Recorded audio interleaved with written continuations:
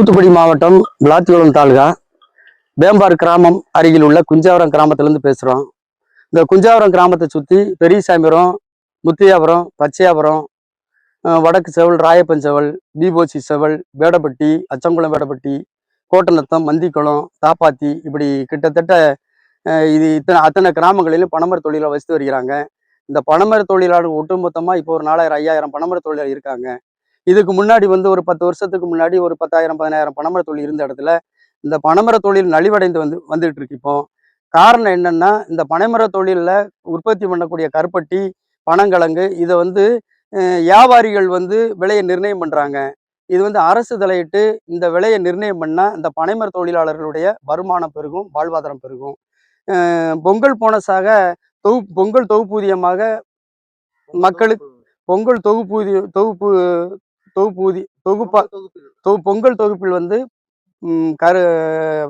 கரும்பு உற்பத்தி பண்ற விவசாயிட்ட கரும்பு வாங்கி வெள்ளங்கள் வாங்கி தொகுப்பூதியத்தில் கொடுக்குறாங்க. அதே மாதிரி பனங்கிழங்கையும் இதை அரசு தலையிட்டு வாங்கி இந்த தொகுப்பூதியத்தில் கொடுக்குமாறு தாழ்மையுடன் கேட்டுக்கொள்கிறோம். தூத்துக்குடி மாவட்டம் விளாத்திகுளம் தாலுகா.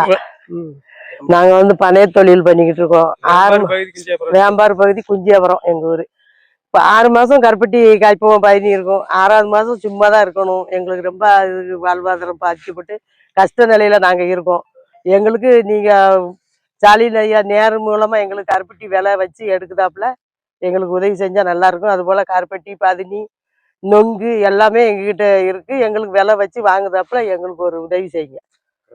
கடல் தொழில் கட்டாப்பட்டில் கலைக்கு பெருசா மரம் எல்லாத்தையும் கடல் தொழில்காரங்களுக்கு நிறைய கொடுக்காங்க. 5000 10,000ன்னு எங்களுக்கு எதுவும் இல்லை. ஆமா, பனை தொழில எங்களுக்கு எந்த ஒரு சலுகையும் இல்லை. எங்களுக்கு சலுகை செய்யுங்க. எங்களுக்கு கருப்பட்டி விலை நல்ல விலை வரணும். இந்த கிழங்கு இதுகளெல்லாம் எங்களுக்கு நீங்களா நேர் மூலியமா கொள்முதல் பண்ணா நல்லா இருக்கும்.